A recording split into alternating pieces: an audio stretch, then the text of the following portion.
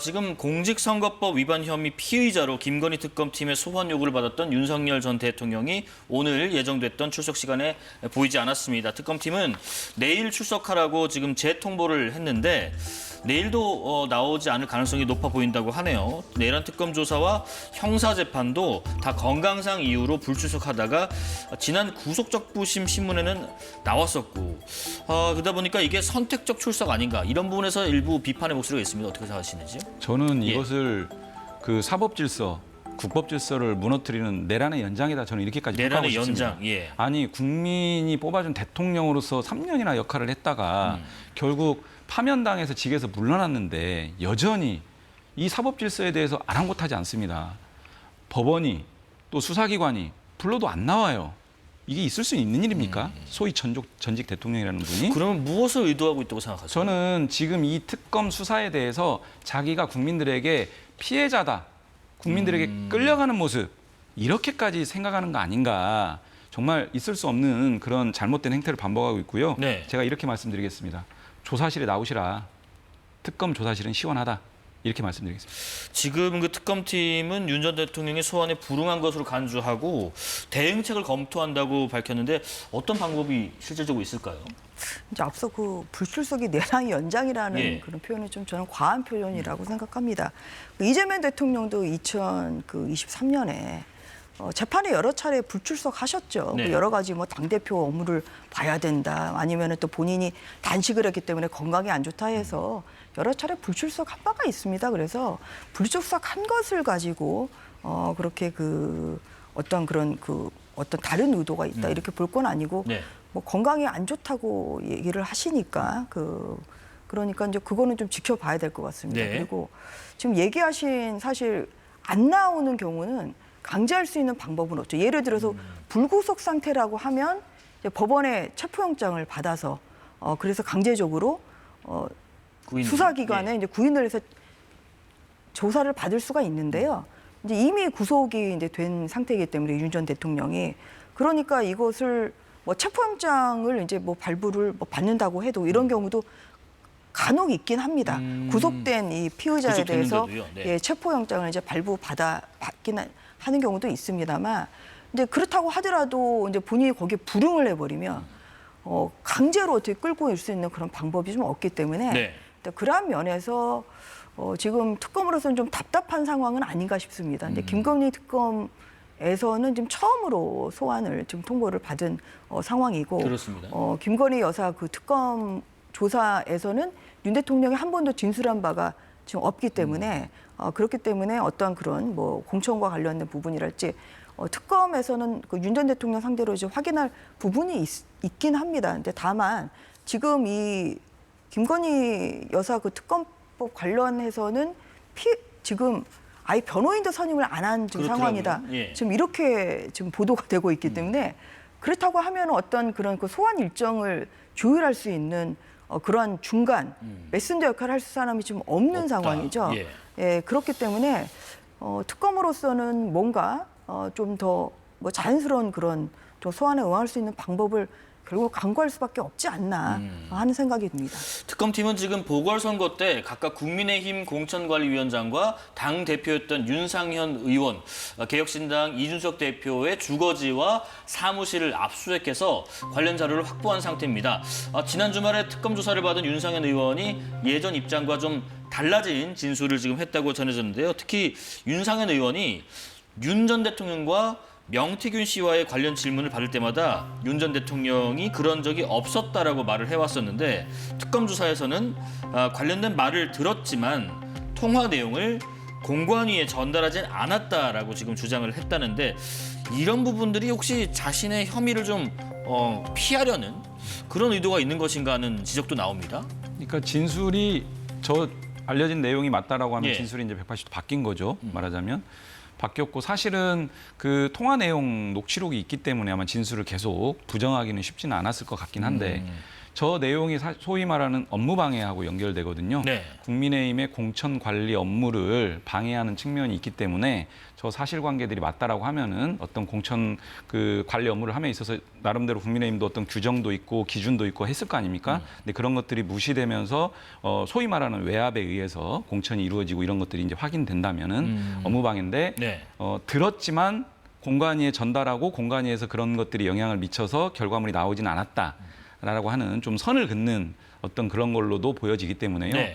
저 부분은 좀 추가적인 수사를 통해서 밝혀질 거라고 저는 생각을 하고요. 네. 아까 앞서서 그 윤석열 씨에 대한 구인 문제 말씀하셨는데 사실은 구속영장의 효과만으로도 강제 구인이 가능하다라고 하는 과거 대법원 판결이 있습니다. 실제로 그 판결을 바탕으로 해서 네. 강제 구인을 그 구치소에 있는 피의자를 강제 구인한 선례도 있고요.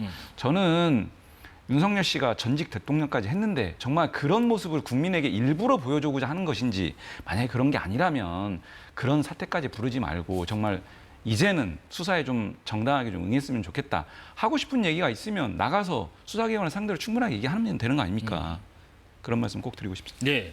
윤상은 의원 얘기 잠깐 더 해보면요. 지금 전 의원님, 전화로 김영선 공천 잘 부탁한 다음에 네. 자기 뜻인 듯 말했다. 당선인 뜻도 그렇다고 말했다. 그런데 이거를 공관위에 직접 전달하진 않았다. 그렇다면 아까 말씀하신 대로 업무 방해에 인과관계가 성립하는 것인가 하는 부분도 궁금증이 듭니다. 어떻게 생각하세요? 만약에 이제 윤상현 의원 이야기대로라면 네. 이제 업무 방해의 기수라고 보기엔 좀 어렵죠. 왜냐하면 시도는 했는데 네. 결국은 전달은 안 하고 어떤 그런 공천관리위원회의 객관적인 기준에 따라서 그래서 김영선 의원이 공천이 됐다. 지금 이렇게 이해가 되거든요. 그래서 저는 이 부분에 있어서 일단 그 뭐 특검에서도 그래서 윤 전 대통령을 상대로 네. 이제 뭐 이러한 이야기를 했는지 확인할 필요는 있죠.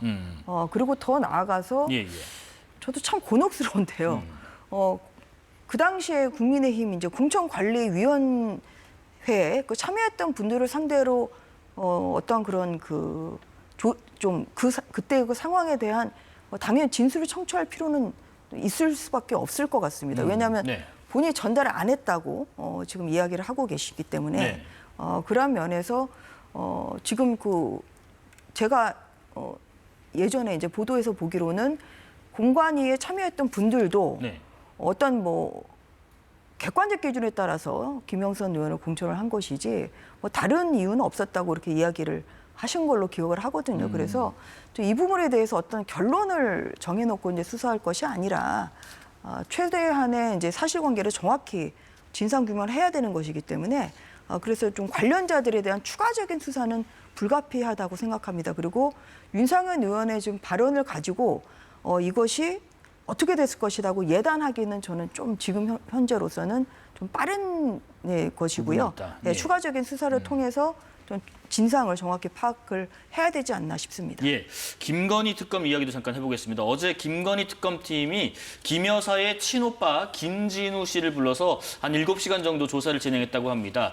김진우 씨가 양평 공흥지구 개발 특혜 의혹과 김 여사가 해외 순방 당시에 착용한 것으로 알려진 고가의 목걸이 등 귀중품을 장모 자택에 은닉한 의혹을 지금 받고 있는데 김건희 여사가 2022년 나토 정상회의에서 착용한 목걸이, 바로 그 목걸이입니다. 그때는 지인에게 빌렸다라고 해명했었는데 그러다가 5월에 검찰 수사에서는 모조품을 따로 구입한 것이다라는 취지의 진술서를 냈고 이번에 김건희 특검팀이 김 여사 오빠 장모 집에서 이걸 확보를 하자 오빠에게 사준 모조품 목걸이를 빌렸다라고 주장하고 있어서 지금 그 2022년의 그 입장하고 다르지 않느냐라는 주장이 있습니다. 어떻게 생각하세요? 그러니까 굉장히 헷갈려요. 예. 그러니까 그 김건희 여사 오빠의 그러니까 장모 집에서 발견한 것. 네. 이게 진품인 줄 알았는데 감정을 해보니까 이게 모조품이라는 거 아닙니까? 그러면은 지금 특검에서 이제 방향을 잡고 있는 이 진품은 도대체 어디 있는 거니? 갑니까? 예. 그리고 이제 통일교에서 뭐 어떤 그런 영수증을 좀 찾았다고는 하는데 지금 이게 영수증만 가지고 되는 것이 아니라 지금 어떤 그런 그 샀던 물건, 그 정품이 있어야 이게 또 추가적인 수사로 나아갈 수 있는 거 아니겠습니까? 네네. 그런데 벌써 지금 그 첫 단계부터 뭔가 지금 특검에서 예정하고 있는 이러한 좀 방향으로 좀 가고 있는 건 아닌 것 같습니다. 지금 중요한 것은 이 모조품은 아니잖아요. 예. 예, 모조품은 아니고 그리고 좀 나오는 얘기로는 그 모조품을 빌려서 순방 때 찬 것이다. 좀 이렇게까지 얘기를 하고 있기는 합니다. 그런데 지금 이 김건희 여사 특검에서 이제 예정하고 있었던 것은 진품을 사서 네네. 진품을 선물 받아서 순방에 사용을 했고 그와 관련해서 통일교에 어떠한 도움을 줬다 지금 이것이 어떤 그런 그 뭐 예를 들어서 형법상 뭐 뇌물이랄지 이런 거에 한다고 지금 보고 지금 수사를 하고 있는 거 아니겠습니까? 네네. 그래서 지금 가장 중요한 것은 저는 뭐 진품의 출처를 좀 밝히는 것이 진품의 가장 출처를 밝히는 거. 좀 관건이다. 생각을 하고요. 예. 그리고 이제 이 모조품이라고 하면 이제 이것의 뭐 구매 경로랄지 또 보관 경위 뭐 이런 것도 이제 추가적으로 수사를 해야 된다고 생각합니다. 그래서 현재로서는 이제 이것이 어떠한 그런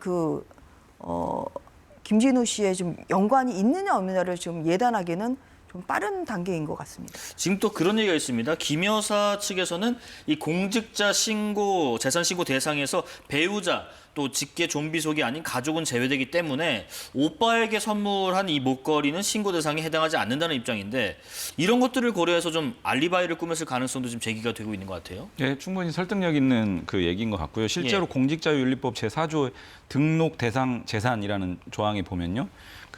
본인과 배우자는 품목당 500만 원이 넘는 이런 보석류에 대해서는 등록 신고하게 돼 있고 이거를 네. 미등록할 경우에는 형사처벌 대상이 됩니다.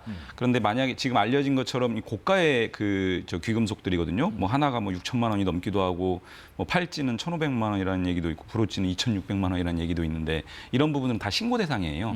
만약에 진품이고 신고 대상인데도 신고를 안 했다. 그럼 신고 의무가 있는 당사자는 분명히 처벌 대상이 되는 겁니다. 그리고 여기서 또 어떤 문제가 있냐면 과거에 이 문제가 이제 논란이 됐을 때 국회 운영위원회에서 대통령실 관계자가 나와서 네. 지금 알려진 발언들과 좀 다른 내용의 어떤 진술을 한 바가 있습니다. 그렇다라고 하면은 오늘 저희 원내대책회의에서도 이 부분을 지적하면서 국회가 위증으로 고발을 해야 된다. 라고까지 했고 네. 그래서 여러 가지 수사 혐의점이 있는 부분이고요. 다 떠나서 빌렸다. 또는 뭐라고 있습니까? 또 모조품이다. 네. 또 오빠가 받은 거를 빌렸다. 전직 그래도 그 대통령의 배우자라고 했던 사람들과 관련된 이런 사안들이 이렇게 말들이 번져나가는 게 참 안타깝습니다. 예.